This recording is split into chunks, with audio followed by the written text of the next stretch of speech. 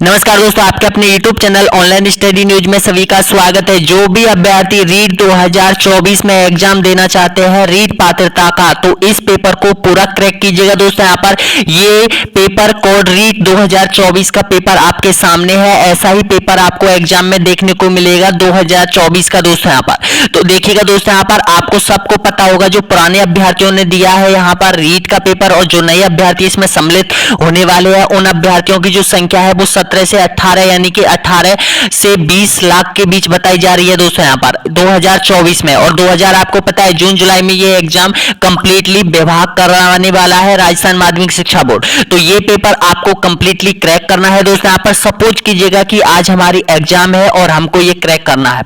देखिएगा क्या आप कुछ महीनों में कुछ भूल तो नहीं गई है। प्रत्येक जो खंड है आपका उसमें मैं 5-5 क्वेश्चन आप लोगों के लिए लेकर आया हूं। यहाँ पर आपको पूरा क्रैक करना है दोस्तों। यहाँ पर तो पता कीजिएगा कि हम वर्तमान में 16 से 17 लाख अभ्यर्थियों की संख्या में से किस लेवल पे है, वर्तमान में किस सीट पर हम खड़े हैं दोस्तों यहाँ पर, तो ये अनुमान जरूर लगाइएगा। तो सबसे पहले आप देख लीजिएगा बाल विकास शिक्षण विधि के क्वेश्चन आपके 30 क्वेश्चन आपसे पूछे जाएंगे। उनमें से 5 क्वेश्चन मैं आपको बताना चाहता हूं। 5 क्वेश्चनों से आपको पता चल जाएगा कि हमारी जो बाल विकास शिक्षण विधि है वो कितनी अच्छी है दोस्तों यहाँ पर। तो पहला क्वेश्चन इस सीरीज का दोस्तों यहाँ पर स्टार्ट कर लेते हैं। देखिएगा, अभ्यास के नियम द्वारा छात्रों में विकसित होती है, बताइएगा। ऑप्शन है कुशलता का विकास, समस्या समाधान, क्षमता, बुद्धि या फिर अंतर्दृष्टि। तो इसका सही आंसर दीजिएगा यहाँ पर आप सभी को। तो देखिएगा इसका आपका बिल्कुल यहाँ पर राइट आंसर हो जाएगा। ए ऑप्शन आपका सही आंसर हो जाएगा, कुशलता का विकास बिल्कुल आपका सही है। 1 नंबर आपने बिल्कुल हासिल कर लिया है दोस्तों यहाँ पर। दूसरा नंबर क्वेश्चन देख लीजिएगा यहाँ पर, सीखने की प्रक्रिया को प्रभावित करने वाले कारक क्या है, बताएगा। अनुसरण, प्रशंसा एवं निंदा, प्रतियोगिता या फिर ये सभी। बिल्कुल आपका करेक्ट आंसर बिल्कुल आपका सही है। डी ऑप्शन आपका एकदम यहां पर करेक्ट आंसर हो जाएगा।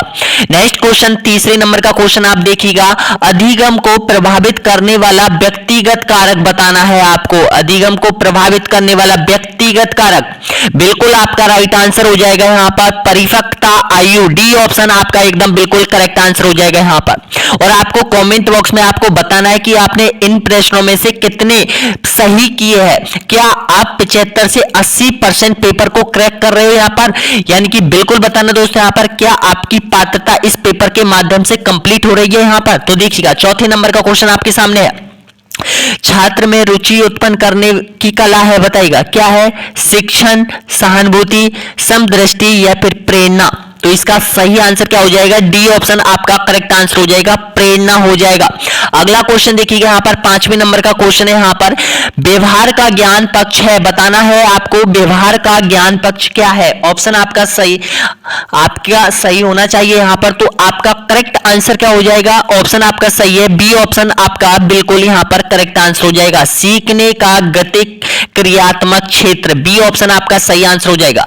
तो देखिएगा अगर ये 5 क्वेश्चनों में से आपके यहाँ पर 2.5 या फिर 2 क्वेश्चन अगर आपके सही है यहाँ पर, तो आपकी यानी कि जो यहाँ पर मनोविज्ञान है, बाल विकास शिक्षण विधि है, उसमें से 30 में से आप 15 प्लस लेकर आ जाओगे यहाँ पर। तो अभी आपको और तैयारी कर रही है यहाँ पर, 20 से 22-23 क्वेश्चन आपके सही हो जाएंगे यहाँ पर। अगला क्वेश्चन देखिएगा, अगला आ गया है आपकी हिंदी फर्स्ट, यानी कि जो सब्जेक्ट है वो हिंदी आपको लेनी है, फर्स्ट सब्जेक्ट हिंदी है। तो उसमें से 5 क्वेश्चन आपको मैं बता रहा हूं दोस्तों यहाँ पर, इससे आप पता लगा लीजिएगा, अनुमान लगा लीजिएगा कि हमारी जो फर्स्ट हिंदी है वो कहां तक सीमित है, यहाँ पर हमारी कितनी रैंक बन रही है। तो देखिएगा क्वेश्चन आपका यहाँ पर देख लीजिएगा 31वें नंबर से ये स्टार्ट होगा आपके पेपर में यहाँ पर। तो यहां से पहले नंबर का क्वेश्चन है, रवि ईश्वर को न मानने वाला मनुष्य, रेखांकित वाक्य के लिए एक शब्द का चयन कीजिएगा, बताना है आपको सही आंसर। तो बताइएगा, पंडित है, आस्तिक है, नास्तिक है या फिर सेनाथ है। तो इसका करेक्ट आंसर क्या हो जाएगा, डी ऑप्शन आपका बिल्कुल करेक्ट आंसर हो जाएगा, नास्तिक हो जाएगा, डी ऑप्शन आपका सही आंसर हो जाएगा। एक क्वेश्चन आपने यहां पर कंप्लीट कर लिया है। दूसरा क्वेश्चन आप देखिएगा 32वें नंबर का क्वेश्चन आपके सामने यहाँ पर, तो देखिएगा फूल का पर्यायवाची नहीं है, आपको बताना है फूल का पर्यायवाची नहीं है। तो देखिएगा जो हिंदी फर्स्ट है उसमें पूछा जाएगा तत्सम, तद्भव, तेसज, विदेशी शब्द, पर्यायवाची शब्द, ब्लॉम शब्द, एकार्थी शब्द, उपसर्ग, प्रत्यय, संधि, समाज, संज्ञा, सर्वनाम, विशेषण, विशेष, ये सारे जो शब्द है ये पूछे जाएंगे आपके। और यहाँ पर ये मुहावरे है, लोकोक्ति है, ब्राह्म चिन्ह, जो यहाँ पर ब्राह्म चिन्ह है, ये सारे क्वेश्चन आपसे पूछे जाएंगे यहाँ पर हिंदी फर्स्ट में। तो इसका सही आंसर बताना है आपको। सुमन है, कुसुम है, या फिर पुष्प है, या फिर तनुजा है। तो इसका करेक्ट आंसर क्या हो जाएगा? डी ऑप्शन आपका एकदम बिल्कुल यहाँ पर करेक्ट आंसर हो जाएगा। अगला क्वेश्चन देखिएगा, 33वें नंबर पे आप पहुंच चुके हो। यहाँ पर दिए हुए शब्दों में विभिन्न अर्थ वाला शब्द है, बताएगा भिन्न अर्थ वाला शब्द आपको पहचानना है। उषा, दिन, प्रभात या फिर सवेरा। तो आपका करेक्ट आंसर हो जाएगा इसमें से जो अलग है वो भिन्न है वो पहचानना है। तो इसका सही आंसर क्या हो जाएगा? बी ऑप्शन आपका सही है, दिन। दिन है वो अलग है, ऑप्शन आपका सही है। नेक्स्ट क्वेश्चन देखिएगा, 34वें नंबर पर आप पहुंच चुके हो। यहाँ पर निम्न पद एक देखिएगा, एक प्रत्यय लगने से बने हुए इनमें से कौन सा पद गलत है, बताएगा दैविक है, सामाजिक है, भौमिक है या फिर प्रेक्षिक है।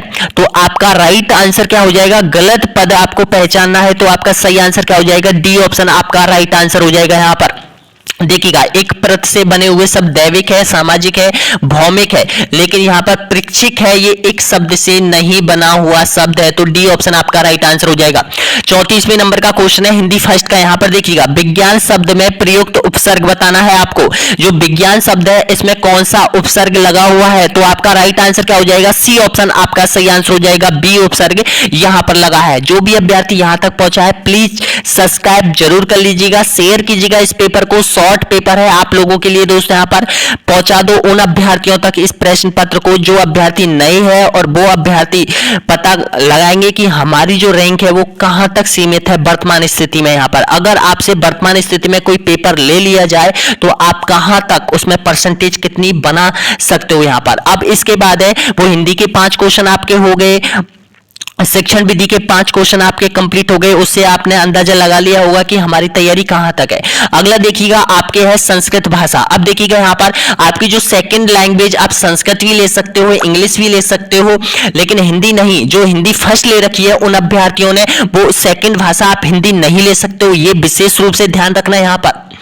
जो भी अभ्यर्थी पहली बार रीट पात्रता का वो देंगे यहाँ पर, क्योंकि मैं बता दूंगा आपको और अच्छे से। देखिएगा इसमें सेकंड भाषा के क्वेश्चन है वो मैं आप लोगों के लिए लेकर नहीं आया हूं। यहाँ पर आपको यहाँ पर सेकंड भाषा के आप देख लीजिएगा 5 क्वेश्चनों में से आप कितने सही कर लोगे। अगला देखिएगा यहाँ पर जो भी अभ्यर्थी सामाजिक अध्ययन का है वो सामाजिक अध्ययन के 10 क्वेश्चन मैं आप लोगों के लिए लेकर आया हूं। यहाँ पर ये भी आपको क्रैक करना है। यहाँ पर देखिएगा यहाँ पर पहला क्वेश्चन आपके सामने, ये सीरीज है आपके विषय से संबंधित क्वेश्चन यहाँ पर होने वाले हैं। तो इसमें देखिएगा 91 से स्टार्ट होंगे यहाँ पर और 150 तक ये खत्म होंगे, यानी कि 60 क्वेश्चन आपसे पूछे जाएंगे। तो यहाँ पर देखिएगा राज्य में संवैधानिक तंत्र विफल होने पर राष्ट्रपति शासन लागू किया जाएगा, बताएगा राज्यपाल द्वारा, राष्ट्रपति द्वारा, मुख्यमंत्री द्वारा या फिर प्रधानमंत्री के द्वारा। तो इसका सही आंसर क्या हो जाएगा? राज्यपाल के द्वारा, ए ऑप्शन आपका सही आंसर हो जाएगा। अगला क्वेश्चन देखिएगा कौन सी नदी सिकंदर महान के भारत आक्रमण की सन्निकट पूर्वी सीमा थी, बताएगा कौन सी नदी थी?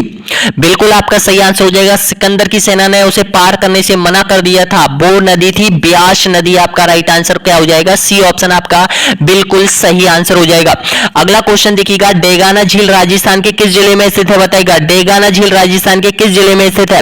तो आपका राइट आंसर हो जाएगा नागौर जिले में हो जाएगी डेगाना झील। टंगस्टन की खान है, बहुत बार एग्जाम में पूछ लिया दोस्तों। यहाँ पर एक बात और मैं बता दूं, जो भी अभ्यर्थी रीट मेंस की तैयारी कर रहा है और रीट पात्रता की तैयारी कर रहा है, रीट पात्रता के लिए जो माध्यमिक शिक्षा बोर्ड के है वो हमारे पास है 4500 क्वेश्चन हमारे पास कंप्लीट बने हुए हैं। और जो भी अभ्यर्थी मेंस की तैयारी कर रहा है यहाँ पर उसके लिए 6000 कर्मचारी चयन आयोग के क्वेश्चन है दोस्तों। यहाँ पर हमारे पास एक एक क्वेश्चन मैं लेकर आऊंगा आप लोगों के लिए, मैं कंप्लीटली आपको पूरा कोर्स करवाऊंगा यहाँ पर, तो सब्सक्राइब कर लीजिएगा। अगला क्वेश्चन देखिएगा यहाँ पर 94 नंबर का क्वेश्चन आपके सामने है। निम्न में से राजस्थान का कौन सा क्षेत्र इंदिरा गांधी नहर से लाभान्वित है, बताएगा कौन सा है? बिल्कुल आपका सही आंसर हो जाएगा उत्तर पश्चिम, सी ऑप्शन आपका सही आंसर हो जाएगा। अगला क्वेश्चन देखिएगा अजमेर जिले में जालिया ग्राम में खारी नदी पर निर्मित जिले की सबसे बड़ी बांध परियोजना कौन सी है? ऑप्शन आपके सामने है। तो आपका सही आंसर दे रहे हो यहाँ पर नारायण सागर बांध, बिल्कुल आपका सही है। अजमेर जिला का नारायण सागर बांध हो जाएगा, बी ऑप्शन आपका सही आंसर हो जाएगा यहाँ पर। नेक्स्ट क्वेश्चन आपके सामने है, विश्व में निम्नलिखित में से किस प्रदेश में गहन निर्वहन कृषि अधिक प्रचलित है? बताएगा। ऑप्शन आपके सामने है, शीतोष्ण प्रदेश में, मानसूनी प्रदेश में, भूमध्य सागरीय प्रदेश में या फिर अर्ध शुष्क प्रदेश में। तो बिल्कुल आपका सही आंसर हो जाएगा, गहन कृषि जो की जाती है वो मानसूनी प्रदेश में की जाती है, बी ऑप्शन आपका सही आंसर हो जाएगा। यानी कि अधिक कृषि कहां पर की जाती है? मानसूनी प्रदेश में। अगला क्वेश्चन देखिएगा, केंद्रीय कृषि फार्म सूरतगढ़ श्री गंगानगर यह किस देश की सहायता से स्थापित किया गया था? बताएगा। तो आपका राइट आंसर हो जाएगा रूस की सहायता से, बी ऑप्शन आपका सही आंसर हो जाएगा। अगला क्वेश्चन देखिएगा, यहाँ पर राजस्थान में राष्ट्रीय राजमार्ग 15 पर स्थित नगर कौन सा है? बताएगा। राष्ट्रीय राजमार्ग 15 पर स्थित नगर, बिल्कुल आपका सही आंसर हो जाएगा। ऑप्शन आपके सही है, गंगानगर, बीकानेर, जैसलमेर और बाड़मेर, बी ऑप्शन आपका सही आंसर हो जाएगा। अगला क्वेश्चन देखिएगा, यहाँ पर भारतीय समाज की प्रमुख विशेषता आपको बतानी है। भारतीय समाज की क्या विशेषता है? अनेकता में एकता या विविधता में एकता, ऑप्शन आपका सही है, ए ऑप्शन आपका यहां पर राइट आंसर हो जाएगा। अगला क्वेश्चन देखिएगा, निम्नलिखित में से शहरीकरण का कौन सा प्रमुख कारण नहीं है? बताएगा। शहरीकरण का कौन सा प्रमुख कारण नहीं है? बढ़ती महंगाई, बिल्कुल आपका सही है, सी ऑप्शन आपका राइट आंसर हो जाएगा। देखिएगा, पिछली बार क्वेश्चन पूछा गया था आपसे बढ़ती कीमत है, लेकिन यहां पर एक और क्वेश्चन बनता है इसी टाइप का, बढ़ती महंगाई, ऑप्शन आपका सी ऑप्शन आपका राइट आंसर हो जाएगा। तो देखिएगा आपने यानी कि यहां पर सामाजिक अध्ययन का जो खंड है वो आपने कंप्लीट किया है। उसमें अगर आपके 10 क्वेश्चन में लेकर आया था, तो 10 में से अगर आपके यहां पर 5 क्वेश्चन आपके कंप्लीटली राइट है या 4 राइट है, तो भी आप सामाजिक अध्ययन में बहुत अच्छा कर सकते हो। यहाँ पर सामाजिक अध्ययन में कोई टेंशन लेने की आपको जरूरत नहीं है। हिंदी फर्स्ट की हम बात करते हैं, तो हिंदी फर्स्ट में अगर यहाँ पर 30 में से आपके आपके 5 में से यानी कि 2 क्वेश्चन या फिर 3 क्वेश्चन सही है, तो बहुत अच्छी तैयारी है। वर्तमान स्थिति के अकॉर्डिंग मैं बता रहा हूं, आपकी मनोविज्ञान से संबंधित मैं बता रहा हूं, जो मनोविज्ञान है आपकी, यानी कि उसमें आपके 5 क्वेश्चनों में से 3 या 2 क्वेश्चन आपके राइट है वर्तमान स्थिति में, तो भी आपकी अच्छी तैयारी है दोस्तों यहाँ पर। और कमेंट बॉक्स में बताइएगा दोस्तों यहाँ पर ये पेपर कैसा लगा है आप लोगों के लिए। ऐसे ही पेपर कंप्लीटली पूर्ण पेपर मैं आपको लिए लेकर आऊंगा, तो सब्सक्राइब कर लीजिएगा आपके अपने YouTube channel online study news को दोस्तों यहाँ पर। शेयर कीजिएगा, लाइक कीजिएगा, बहुत इंपॉर्टेंट क्लास है मैं आप लोगों के लिए लेकर आऊंगा। सिलेबस को ध्यान से देखिएगा दोस्तों यहाँ पर, सिलेबस को अपने माइंड में बैठा लीजिएगा। जब तक सिलेबस याद नहीं है आप कुछ भी नहीं कर सकते हो। सिलेबस याद होना जरूरी है यहाँ पर, एक एक चैप्टर आपको याद होना चाहिए यहाँ पर।